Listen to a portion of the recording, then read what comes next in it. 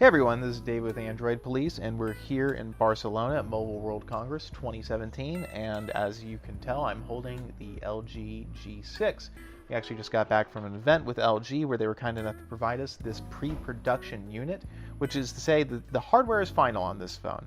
The software is not, though, and LG did want us to disclaim that. So while the look and feel of the phone and the fit and finish should be commensurate with the retail product, the software is not done yet, and so I won't talk about the software experience from a kind of stability and bugginess standpoint. Not that I've had any problems with it, but just because the software is not final. So let's do a brief overview of what you should know about the LG G6.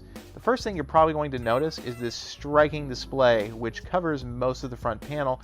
LG says it has an 80% screen to body ratio. Now this is a 5.7-inch IPS LCD Quad HD resolution. Now what's interesting about it though is the particularly wide aspect ratio. As opposed to a typical 16:9 screen that you would find on most smartphones, the G6 is actually 18:9. Now, LG says this allows you to get some more usable space out of the interface, but they also emphasize the fact that you're able to make the phone screen bigger without actually making the phone much harder to hold, because the phone can stay the same width, essentially, while growing the display. And I agree with that, especially when you're talking with on-screen buttons. I think that moving to a wider aspect ratio on a smartphone screen does make sense for sure. Now, you are probably going to have some reachability issues with some buttons up at the top here because the phone's getting so tall, but I would say it's definitely not unusable or even hard to use. As far as other specifications, inside, you've got a Snapdragon 821 processor, and I know the first response is, why not a Snapdragon 835? And the answer is, because LG can't get them yet, and neither can anybody else except for Samsung apparently, when the S8 is announced next month. There are 4 gigabytes of RAM, 32 gigabytes of internal storage, 64 gigabytes in some markets, but probably not your market if you're watching this video. There's wireless charging, but only for the United States, which is weird. A 3300 milliamp hour battery, which is sealed inside the device, which brings us to the next major change on this phone. It is IP68 water and dust proof, so you can dunk your G6. And we know that was a big complaint about the G5, and I think LG really took that to heart on this phone. In fact, I think LG took a lot of critiques about the G5 to heart when it built the G6, because it seems it built all around to address them. You've got a USB-C port here on the bottom with Qualcomm Quick Charge 3.0 built in. I know it's not USB power delivery, and I'm sure LG had their reasons. I didn't get around to asking them why. I would guess just because Quick Charge is probably a little easier for them to do. The cameras on the back here, we have seen some changes. I believe they're the same sensors you'll find on the LG V20 as far as the main camera, the narrow angle camera goes. I'm not sure if I'm actually pointing to the narrow angle camera. I think I am. But the wide angle camera has seen an upgrade though. It now is also a 13 megapixel sensor, the same one as the main narrow angle camera, meaning you should be able to get high quality stills, or at least comparable quality stills, out of both lenses, which is great. I think that's definitely going to increase the usability of that wide angle lens.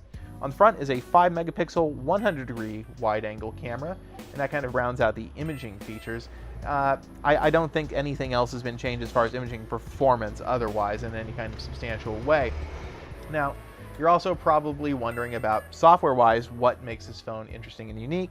Well, right now it's running Android 7.0, and if I can get to the specification or the about screen here, I'll show you that.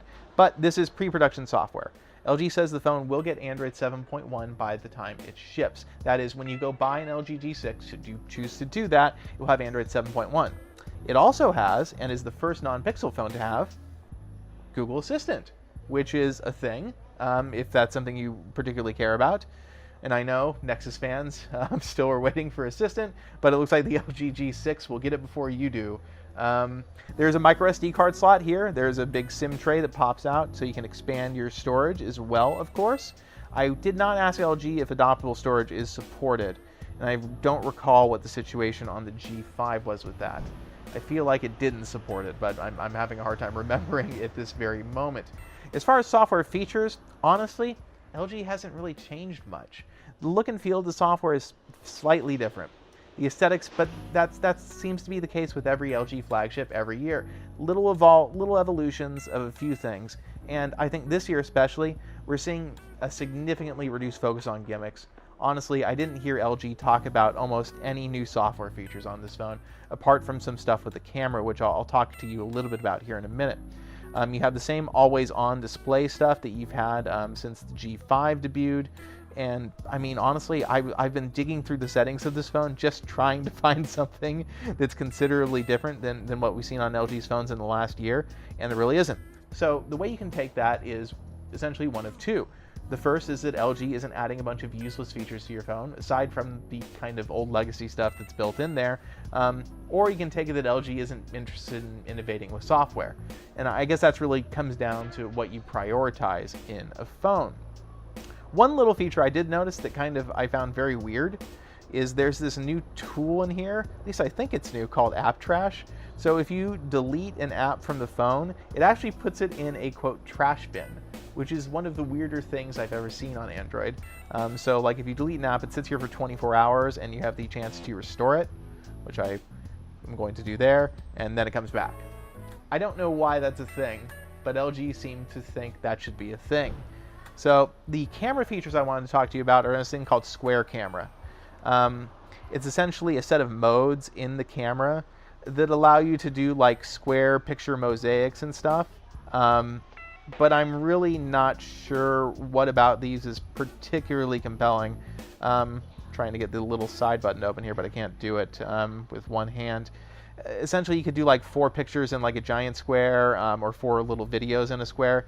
It's the kind of stuff that honestly feels like a reach in terms of actually being genuinely useful to anybody.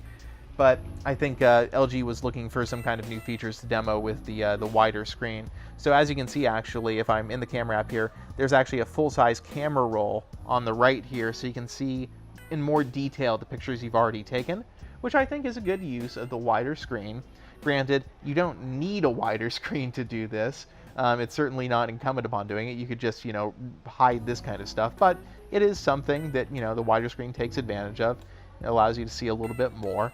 So I definitely wouldn't knock LG for doing that. And so if you take a picture, then the camera roll pops up with your most recent photo. And that's one of the kind of features that LG showed us that the wider display accommodates. Now, you may be like me at this point and wondering, well, what really should I be excited about with this phone then? And it's not really clear yet to me. It seems like a perfectly competent effort from LG, and it seems like they addressed a lot of the problems the G5 had. At the same time, the G6 just, I don't know. Nothing about it quite stands out to me yet. And maybe that'll change as I use it more. Maybe it'll just come across as a totally well put together, nice to use smartphone. And I honestly haven't had a chance to use it enough yet to really decide on that. But in terms of a brief preview and just kind of a look at what makes the LG G6 special, I think you have it there. So thanks for watching, everybody.